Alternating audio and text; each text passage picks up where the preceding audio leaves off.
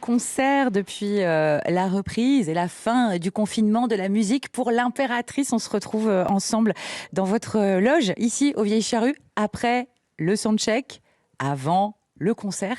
Comment allez-vous toutes et tous? Très bien. Ça va super. Ouais, ça va bien. Mais oui, je vois vos mines réjouies. L'album Takotsubo, on en avait déjà parlé en studio à Paris au moment de sa sortie.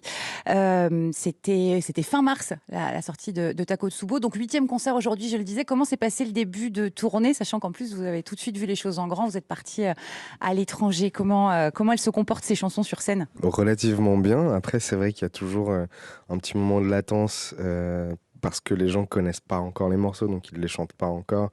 Et nous, on les découvre sur scène, donc c'est toujours différent, même si on les a plus que digérés en studio, etc. Après, je pense que ça se passe bien. Puis c'est des morceaux qui sont un peu plus mûrs dans l'arrangement, qui sont plus faciles à jouer aussi, et peut-être plus faciles à défendre, je crois. Pourquoi? Par rapport au titre de Mata Hari? Ouais, parce que je pense qu'il y a eu, je pense qu'on a grandi, il y a eu beaucoup de réflexions sur cet album, on a eu le temps d'y réfléchir déjà, et je pense qu'on a mûri vraiment dans la façon dont on arrange les morceaux, dont on laisse de la place à la voix, et c'est plus épuré, ces morceaux ils sont un peu plus épurés, ils groovent un peu plus aussi, ils sont plus sérieux en tout cas dans le groove, plus dansant. Du coup, il y a moins de besoin de les étoffer de 1000 détails. Il y en a beaucoup des détails, mais je pense que voilà, c'est des morceaux qui font plus à l'essentiel. Alors, tu parlais de mûrir et je me posais la question, et le commun des mortels comme moi ne saura jamais la réponse à cette question. Est-ce qu'on arrive aussi à mûrir, ou en tout cas à mieux appréhender, peut-être à apprivoiser la sensation qu'on a quand on est sur une scène? Ou est-ce que ça, c'est tout le temps la première fois? Enfin, je parle pour moi j'ai l'impression que c'est toujours la première fois, mais je sais pas pour vous les gars. Si... Il faut même, au fond de nous, il faut que ça soit tout le temps la première fois. Comme ça, on dégage une certaine fraîcheur et pour pas donner l'impression au public qu'on est lassé de rejouer tout le temps les mêmes trucs. Et même nous, on passe un excellent moment à chaque fois. Après, je pense qu'on apprend de nos expériences et parfois de nos erreurs aussi. Et c'est peut-être le bon point. C'est-à-dire on essaie de garder cette fraîcheur, mais en même temps, on essaye de progresser et à chaque fois de s'améliorer. Ouais, on appelle ça, ouais, avoir du métier. C'est-à-dire que ça... Ouais, la bouteille, c'est ça. Ouais. Jamais figé un concert. Tu vois, ça dépend vraiment aussi beaucoup du public, de l'endroit, de comment ça va sonner sur scène, de ton état de fatigue ou d'excitation.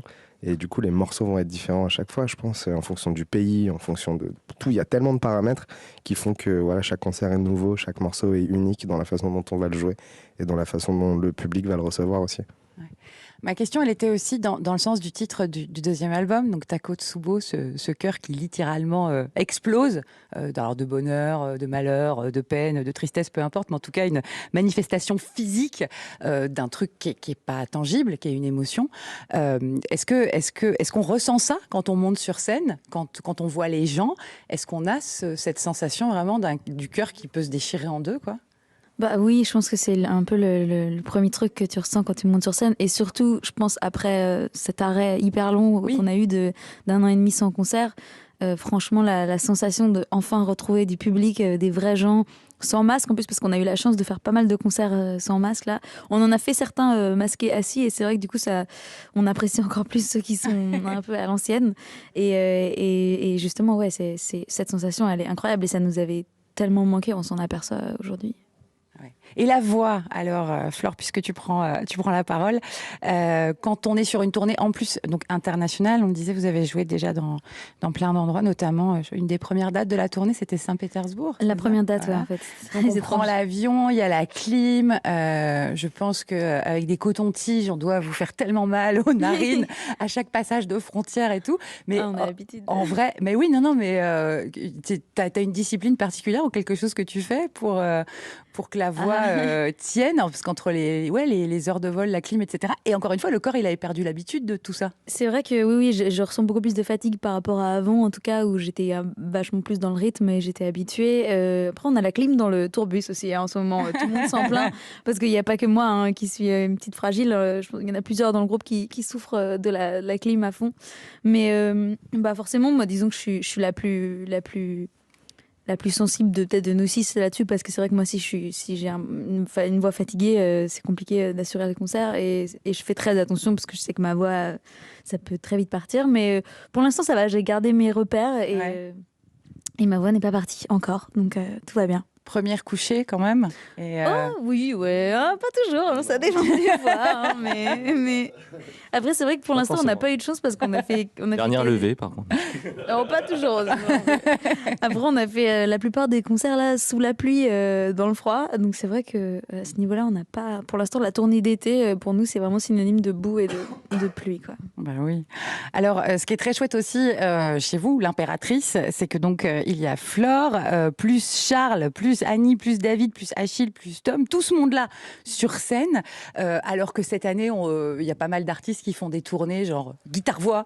Voilà, ça vous réjouit d'avoir réussi à pouvoir monter cette tournée malgré la conjoncture compliquée, parce que voilà, vous arrivez, l'Impératrice, vous arrivez en nombre, quoi.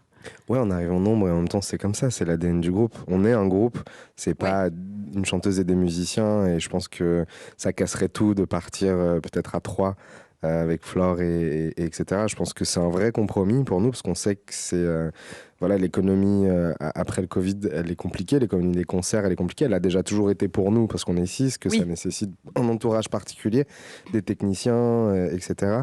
Mais c'est comme ça, quoi. Vous, la question, elle s'est jamais posée, quoi. Non, jamais. Ouais. Il n'y a pas de compromis, quoi. La question, on nous l'a posée une fois, il y a 6 ans, quand on a rencontré notre tourneur. Parce qu'à cette époque-là, on venait de rencontrer Flore et l'Impératrice avait plusieurs casquettes. Il y avait une casquette DJ, il y avait une formule plus club, où on était à 2 avec Annie, vraiment machine, ambiance Daft Punk, quoi, parfois à 3. Et puis il y avait évidemment le vrai concert, enfin le live band. Mais le tourneur nous a dit, voilà, moi je veux savoir ce que c'est l'Impératrice. Est-ce que c'est des DJ? Est-ce que c'est des mecs aux machines? Ou est-ce que c'est un groupe? Et là, on a répondu à l'unisson, bah, c'est un groupe. Mais oui. On avait des compromis. Oui, bah après, c'est des compromis qu'on accepte et de toute façon sur lesquels on a toujours été parce qu'à partir du moment où on voyage en avion et tout, ça rend tout compliqué. Donc il faut qu'on s'adapte, il faut qu'on réfléchisse. Enfin bref, c'est de la geekerie, c'est de la logistique, mais c'est. Au lieu d'avoir tes 5 synthés, t'en as que 4. C'est ça, où je dois les miniaturiser en quelque sorte. Je dois trouver des versions de poche de mes synthés en quelque sorte. D'accord, ok. L'Impératrice, quelques concerts encore cet été. Il y aura le festival de Ronquières en Belgique. Il y a aussi Dijon le 2 septembre. Et puis après, en 2022, il y a une jolie tournée des clubs, pour le coup, partout en France. Le Liberté de Rennes, ce sera le 28 janvier. Strasbourg, la Laiterie, Lille, l'Aéronef, Krakatoa à Bordeaux, le Bikini à côté de Toulouse, ça sera le 12 février. Le Transbo à Villeurbanne le 19 février. Et vous serez au Zénith de Paris le 28 mars. Ensuite, au mois d'avril, c'est l'Amérique. Alors, est-ce que déjà, c'est dans moins d'1 an, est-ce que déjà vous rêvez des trucs, vous fantasmez des trucs? Est-ce que c'est un territoire particulier à envisager, une tournée américaine, donc États-Unis, Canada, Mexique? Bah ouais, parce qu'on a vécu une petite séparation quand même avec les États-Unis, dans le sens où on y allait une fois, on devait y retourner juste avant le premier confinement. Et pouf, ça vous est passé sous le nez. Vraiment, on vous l'a retiré, ça. Hein. Ouais, c'est une semaine avant. Comme une rupture, quoi, un sentiment de rupture. Du coup, il faut vite qu'on aille se réconcilier avec notre public là-bas. Mais ouais, on a hâte, bien sûr. Puis il y a quand même la belle promesse de Coachella au bout de tout ça, et c'est hyper excitant, quoi. Mais bon, tout est excitant. On se dit pas que les États-Unis, ça va être mieux que le reste. Non, mais j'ai l'impression quand même que ça peut avoir une saveur particulière. Je sais pas si c'est parce que quand on est musicien en France, on regarde forcément vers l'Angleterre, mais là, pareil, avec le Brexit, j'imagine c'est un bazar sans nom d'aller jouer en Angleterre. Mais oui, je sais pas si ça existe encore chez les musiciens français, le fantasme de l'Amérique. Il y en a pas beaucoup. J'ai l'impression qu'en tout cas, il n'y a pas énormément de groupes français ou de musiciens français qui s'exportent déjà. Ah oui, qui peuvent, mais qui en rêvent. Ah, qui en rêvent. Ah, je crois que culturellement, il y a quand même un truc assez franco-français. En tout cas, dernièrement, je suis pas sûr que, je sais pas, les artistes de la scène francophone rêvent de ça. Nous, on s'en est inspiré, mais à 600% pour l'album. Ouais. Donc forcément, c'est notre première destination, rêver, quoi, fantasmer.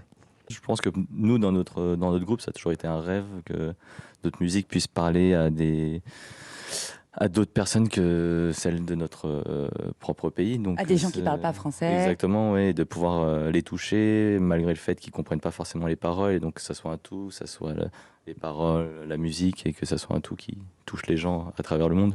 Oui, c'est vrai que c'est intéressant ça quand on chante en français et qu'on arrive à s'exporter comme vous, comme l'impératrice, dans des pays pas francophones.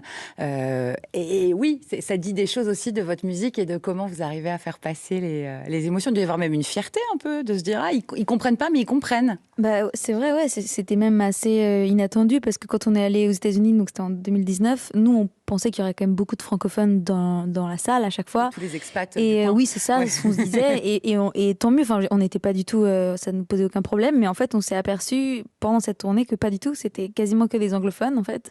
Et que les gens comprenaient pas les paroles, mais chantaient quand même les morceaux. Alors du coup, ils chantent d'autres parties, parfois ils chantent les chœurs, ou ils chantent des parties instrumentales, ou bon, parfois ils chantent aussi les paroles sans même comprendre ce qu'ils racontent. Mais c'était une vraie surprise aussi pour nous. Et c'est pour ça, je pense qu'on a envie d'y retourner parce que maintenant, on sait qu'on a un vrai public là-bas. Ce qu'on savait pas du tout quand on y est allé il y a 2 ans. On pensait pas du tout faire une tournée complète parce que c'était une tournée où toutes les salles étaient complètes. C'était pas des salles minuscules en plus, donc c'était vraiment incroyable pour nous. C'était une expérience folle. Bon, ce soir, ce sera le drapeau breton et ça va être très bien. Oui, ça va être trop bien. L'impératrice, 2e album, Takotsubo, toujours disponible. Les Parisiens, notez bien votre rendez-vous avec l'impératrice au Zénith le 28 mars prochain, 28 mars 2022. Et merci à vous et bonne continuation, bon concert, bon voyage. À bientôt. Merci. Merci.